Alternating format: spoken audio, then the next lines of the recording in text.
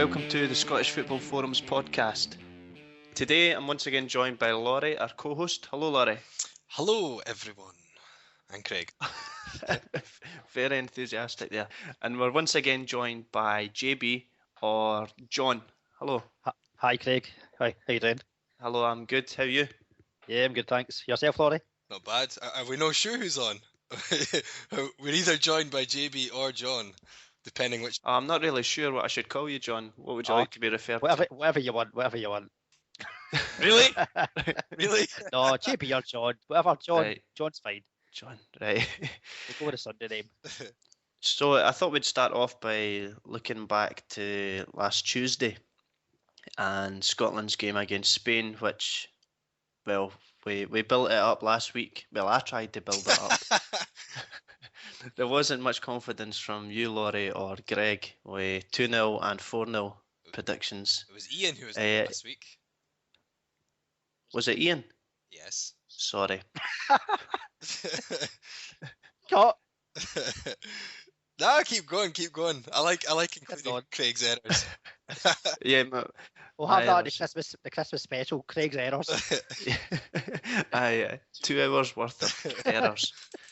I'd went for a 2-each draw, so I was slightly optimistic, and I also followed that up by, I think I had 3 or 4 Scotland players as first scorers because of the odds that were on offer. But well, Spain came away with a 3-1 victory. I'm not sure we want to go into it in too much depth because it's pretty depressing.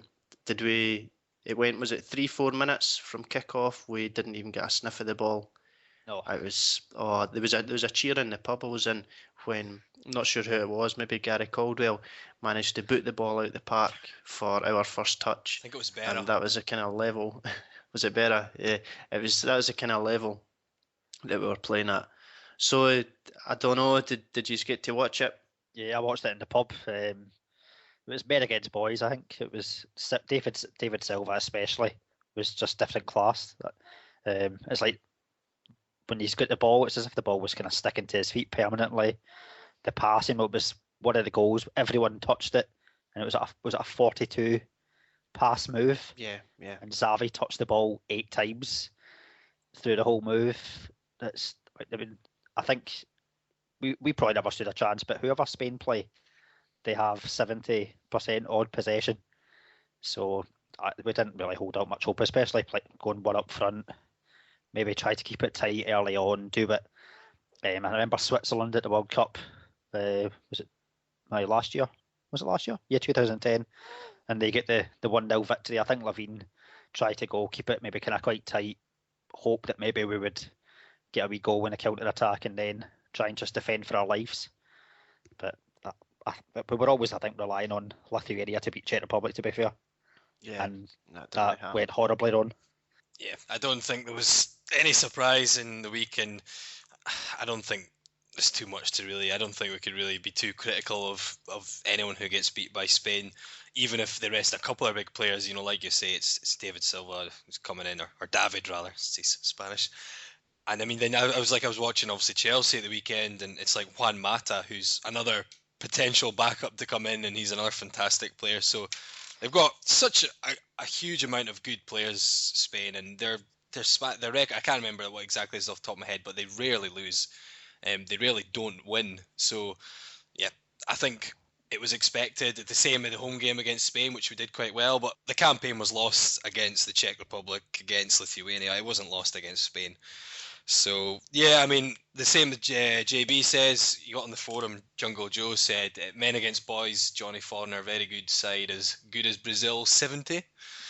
Aye, potentially, I think that might be the first time I've ever agreed with Jungle Joe. There we go. See, there's the good thing with Scotland. It brings everyone together in mutual acceptance of the fact that we're poor, or mutual acceptance of how good Spain are. So, yeah, I've never seen sides like Brazil 70 in terms of, for full 90 minutes. I've seen the highlights of them and they seem great, but certainly Spain and Barcelona are the club and the international sides that I've never seen anything kind of close to in my time anyway. They're Glasta as well. It was a close game though, close to a proper hiding, man for man, and tactically superior. Like I've said before, badges and all, our coaches have a hell of a lot to learn and should go to Spain and study football the way it's meant to be played. Well, that's something that Levine was keen to try out, was he not? He's always mentioned striving to play like Barca, which he does get some criticism for saying that because it's it's high hopes, but yeah, maybe we should be striving to do that. I think you can try that from the ground up, and I think Barcelona certainly set the kind of the standard as such. But the problem is you can't just take 11 players who aren't accustomed to playing like that and then go out and play like Barcelona. If it was as easy as that, then everyone would start doing it. But obviously this is players who grow up from a young age getting told to play that way. That's how they develop as footballers, and obviously you got to appreciate the Barcelona team. They've been together for a long time now, and they've played together. A lot of them have played together in the youth ranks and such, and they've kind of just added a few top class individuals to that. So it's not as easy as that. And I think Barcelona, the one thing we're trying to strive to emulate that is it's sort of the benchmark, but it's a very it's almost a one-off Barcelona. I don't think you're going to get a lot of them appearing like that in that sort of quality. Even you've got the likes of Real Madrid and Manchester United who can't quite reach those standards either, and they've got a lot of money available, and they've brought players through as well. So, well, Man United have anyway. Yeah, so the failure to qualify, it led to the inevitable calls for Levine's head, and on the forum we had a thread, Levine sacked or backed, which was actually started back in September by Sheeny Bob, who is very much for sacking Levine, but recently got bumped because, well, obviously we got put out. And it's kind of mixed here. There's a lot of people saying that he should go, but there's not many people suggesting alternatives to Levine. Not anyone up to his standard. Is there anyone that you think could replace him, or would you keep him? Personally,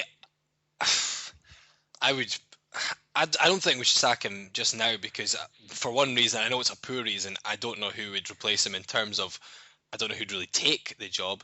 I mean, Cal, when it got bumped, said, what about Martin O'Neill? Worked in Scotland and knows English footy too good. Good motivator, knowledge of the game. He might do if the manager gets sacked. I couldn't see O'Neill taking it, to be honest. Not in a million years. I think he'll be back managing in the English top flight if he does kind of come back into management.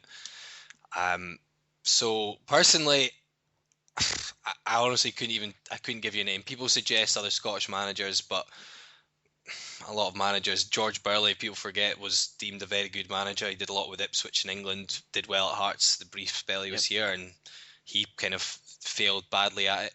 So club management, international management doesn't always transfer as easily as that. So I'd keep him for now. Some people don't agree with that. Danny 1888 says sacked. I have no confidence in the man whatsoever. SPL football is his level. We'd absolutely love the SFA to fork out for a top manager. The returns would be fantastic in the long run. Just a pity the SFA are too tight-fisted. Although I seem to remember we brought in a German top manager at one point, and that didn't go. He had the pedigree. That didn't go quite as well as people had hoped. So, and England have done it as well, and it's not always worked out quite as well. Maybe Ireland under Trapattoni is an example of it maybe working a bit better. Yeah, possibly. On that note, did you manage to see Armenia's own goal during the week? I did, yeah. That was quite comical. Yeah, I think the commentator at the time, the reaction, I presume it was an Armenian commentary I saw. It just went, "Mamma mia!" I was watching it in a pub. I was watching the Scotland game. I think that game finished before the Scotland game, but I seen it on a screen, and I couldn't really work it out that Ireland had scored. Yet I seen a player hit a ball into an open net. I just couldn't get my head around it. My defence would be, obviously when you see it with the widescreen, you can see everything that's happening around him. It looks really bad. When you're running back, you've maybe got that thought in your head: is there a player behind me coming in at the back post? And It's still an absolutely ridiculous goal, but I can only presume that's the thing he thought, and he maybe thought, I need to get in the way of this. But it was an absolute calamity. So if you want to see it, I think it is on the forum somewhere. I think it is, yeah. If you go on the forum and just search for Armenia own goal, you'll probably find it. But yeah, it's definitely worth a watch if you haven't seen it. Aye, because just typing in Armenia, there'd be far too many results for that in the forum. We're always talking about them. So. You have to narrow it down a bit more than that. You're right, yeah. I'm still waiting for the calls for Ireland to ask for the game to be replayed because of the handball, you know. Oh, aye, yeah. Their keeper gets sent off. Yeah, it was actually a chest, and the Republic of Ireland striker controlled the ball with his hand. Remember the all the fuss over Thierry Henry, but it's different when the ball's on the other foot, isn't it? Maybe that's another day for that. Aye. So I was going to say, in terms of Scotland, there was also a poll started briefly in terms of looking ahead to the next campaign, which was, will we qualify for Brazil 2014, which Danny 1888 started, and it was an 82% no, and 18% yes. So it would seem that the majority of people on the forum anyway are still pessimistic about our kind of hopes. Yeah, I think everyone's still hurting in the manner that we failed to qualify. I think that's playing in everyone's minds, because I'd hope that we're slightly more optimistic than that. Hopefully. Yeah, I think we should be a bit more optimistic. I know that the campaign's not been great, but we've maybe the kind of new players that have come in, the likes of Mikael Smith, Bannon, the likes of Hanley, Smith, Adam, even this campaign will be a bit more experienced to how international football works. Levine will maybe learn his lessons, realise that he's made a few mistakes. And the group, to be honest, everyone probably has got a chance of qualifying apart from Macedonia, I would think. I don't think there's any great teams in the group. I don't see why there's any reason to be optimistic, to be honest. I see every team in that group, bar Macedonia, being able to beat us. And yeah, you can say that we can possibly beat them, but I just think we seem, to me, Wales are what are they? I think they're like the bottom seed, aren't they, in the group? And and they've got they are, Gareth Bale, Aaron Ramsey, Craig Bellamy, and their last few results have been pretty good. I just think I see our 3 competitive wins under Levine as twice against Liechtenstein, who I'd expect most SPL teams to beat. And well, to be honest, we were lucky as well. We're lucky. Yeah. 1-goal victories, and against Lithuania, who I'd probably expect most SPL teams to beat as well. So we beat 2 absolutely rubbish teams. And now we're getting a group which don't have any, even Macedonia away from home yet. We should beat them at Hampden, but they're one of these teams who cause problems for everyone at home. So I can see us losing to every team in that group. But we could also win against every team in the group. That's the way you've got to look at it. Bit of optimism, come on. Yeah, but you say we could win. We could win against every team in the group, but I wouldn't obviously be surprised if every team in that group could also beat us at Hampden, bar Macedonia. Wales, like I say, Wales are the bottom seed, and I'd look at their team and I think, I would possibly rather have their team than ours. But it's only 3 players, like you mentioned. Like they could be looking at our team and saying we've got 2 or 3 good players. Who's that? I think that's maybe. They have like Darren Fletcher, Charlie Arden, Barron. Like they'll be. I'm optimistic. I'm always optimistic, though. I'm probably in the minority that I think we've always got a chance. Yeah. As long as we sort out our defence, I think that Caldwell and Berra they've had their chance. I think we should move on. And Wilson's one positive, but I just can't think who else could partner him. I definitely wouldn't have Caldwell and Berra back for the next campaign. I think Caldwell in particular, I think he's done well in his time, but it's just he just can't cut it really at that top level consistently.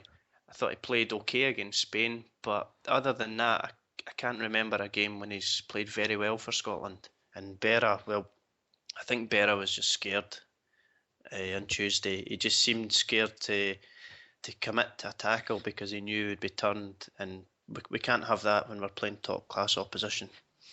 So I thought we'd move on from Scotland and... Yay! Yeah, and move on to the SPL games of the weekend.